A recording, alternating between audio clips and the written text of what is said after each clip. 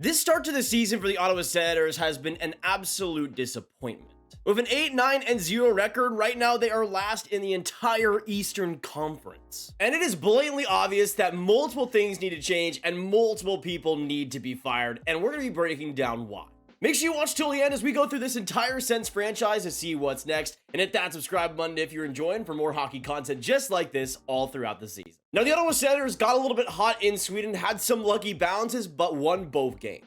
But they go back to North America, 2 straight games in Ottawa, and they get struck back down to earth. They had an absolutely embarrassing loss versus the New York Islanders, going down 4-1 midway through the second. They would scratch their way back a little bit, coming back just slightly, making it 4-3. But the Islanders would end up winning in the end with a 5-3 score, and the Sens back in North America would be the same old Sens.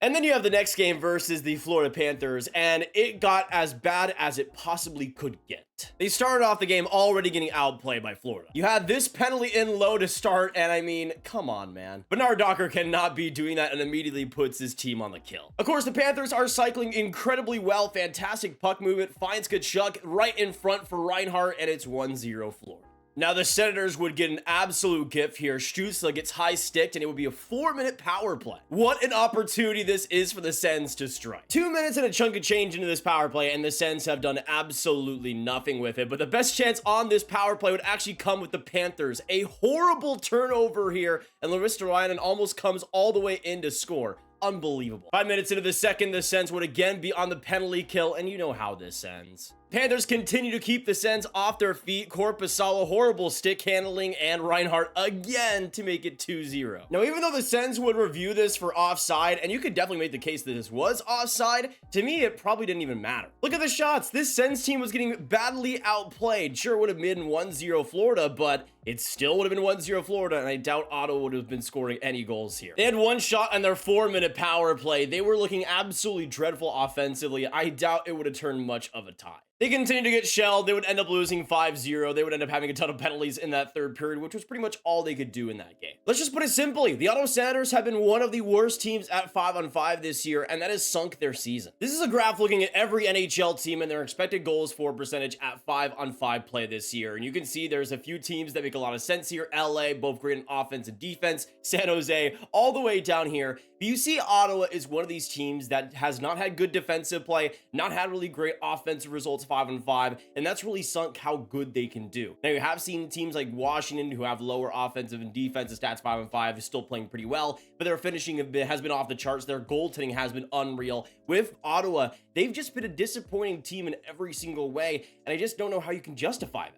And you had this quote after the game for the Florida Panthers, and DJ Smith, head coach of the Sens, says, "We weren't ready to play, and that's on me." I feel like I see this quote every couple of months with the Ottawa Senators coming from DJ Smith's mouth that they aren't good enough, and that's on him. And at what point did the Sens just believe him? At what point is he just not a good head coach? This quote to me was very interesting before the Florida game. DJ Smith talks about Stutzle taking fewer faceoffs because sometimes he's just not feeling it, and he's been playing with Giroux, and he takes the most faceoffs on the team. And then Lives make is a great point. Are the inmates running the asylum? Gotta ask the question. I mean, again, this is just embarrassing from DJ Smith. It feels like he is a yes man in every single way. Maybe that's taken him all the way to keeping a head coach position in the NHL, but he doesn't seem to really push Ottawa in many ways, doesn't really seem to push their buttons, really just goes along with whatever the players want, and that's really turned out well, hasn't it? I don't know what he's got on the Sens front office. I don't know what he's got on that franchise, but man, what is keeping him in Ottawa at this point? I just don't understand it. Here are the Sens seasons under DJ Smith, and you can see just how mediocre it has been. You've had a couple of decent stretches here and there, but every single season starts out the exact same way in disappointment. Never under DJ Smith has there been an October and November that has brought some success. In fact, every start of the season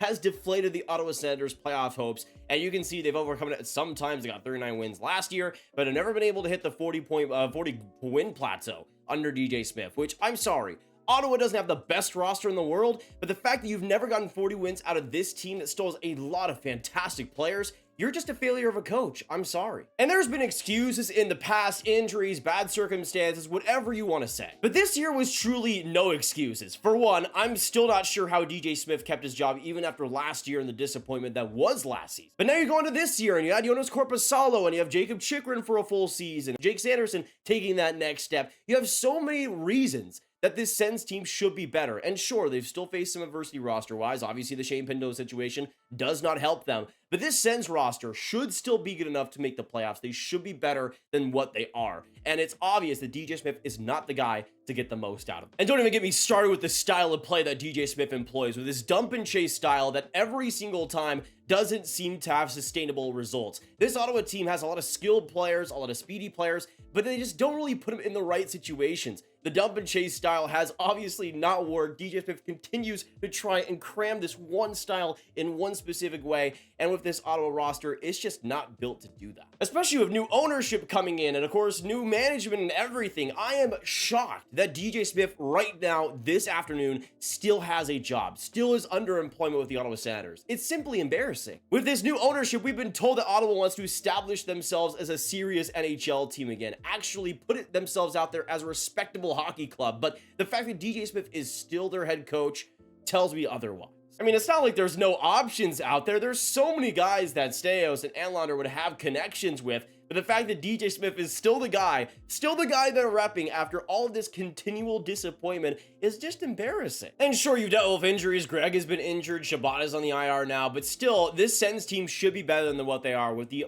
players they have, the talent they have. Tkachuk, Stutzle, Giroux, Tarasenko, Kubalik. I mean, Batherson has been solid. Joseph has been unreal this season still. Not Josh Norris, of course, is playing and back healthy. That's great to see. And even on the defense, you still have some great names like Sanderson, like Chychrun. Brandstrom has been underrated. Azub has a ton of potential defensively. This is a team that should be better, and of course, adding Korpisalo onto it too. He had to bail out them a lot in that game versus Florida, and ultimately was not able to do much after those first couple of goals. But I mean, he got 0 goal support. What was he supposed to do? And this is the real situation, because unlike the Jay Woodcroft firing in Edmonton, there was horrible results, but they were also playing pretty decent. They were generating a lot of offense. They just weren't able to score on their opportunities. With Ottawa, it's the exact opposite. Not only are they not really scoring on their opportunities and of course getting shelled defensively, they're just not playing very good at 5-on-5. They aren't generating offensive opportunities. Defensively, they've been pretty ran through. And that's the problem here, is it's not just, oh, if they finish better, they can have better results.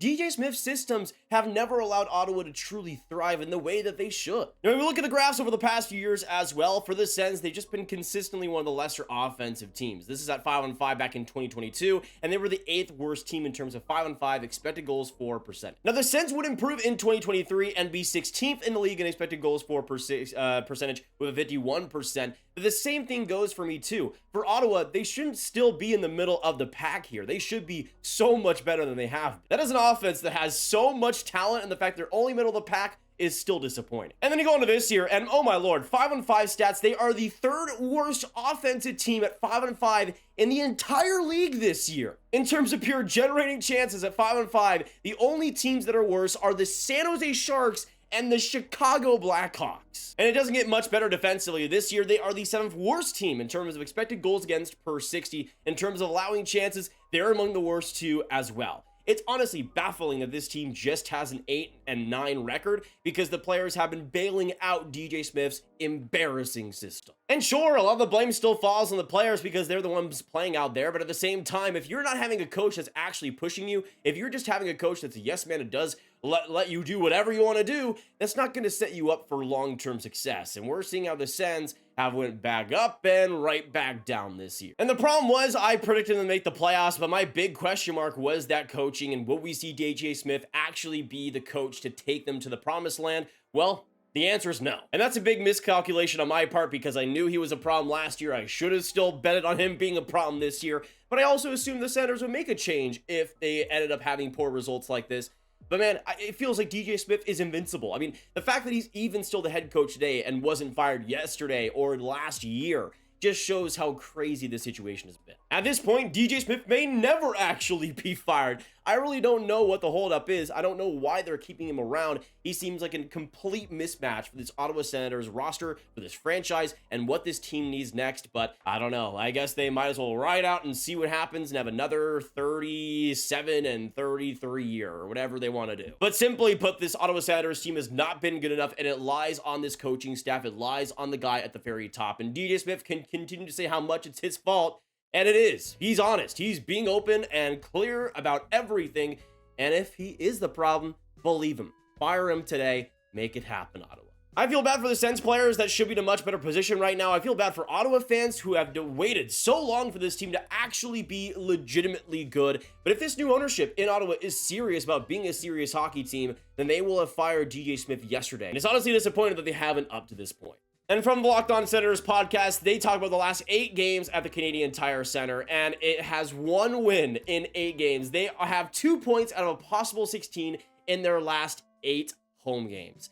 I don't know how that is acceptable for anyone in that franchise. The writing is on the wall for DJ Smith, and the writing is on the wall for the Ottawa Senators, and they need to make this change soon. If they don't, it could be too late again for another season, another wasted season for this Ottawa Senators team, and that's the last thing you want to see happen. But let us know in the comments down below, what do you guys think of DJ Smith? What do you guys think of this Ottawa Senators team and the direction they are heading? What changes would you make? Would you make a trade? Would you make a change in the management? Let us know all your thoughts down below. Of course, make sure you hit that like button, hit that subscribe button, hit that notification bell if you guys enjoyed the breakdown, and make sure you hit of course the share if you guys want to. For all the Sens fans out there, get the breakdown out to them to see what they need to do next, and click on this card for all of my Twitter content right in one playlist. My name is Nathan. Thank you so much for enjoying today and spending your time here on the channel. It means everything. It means the entire world to me. And let's keep talking hockey. Thank you so much. I appreciate you all, and I'll see you in the next one. Have a great day, and goodbye.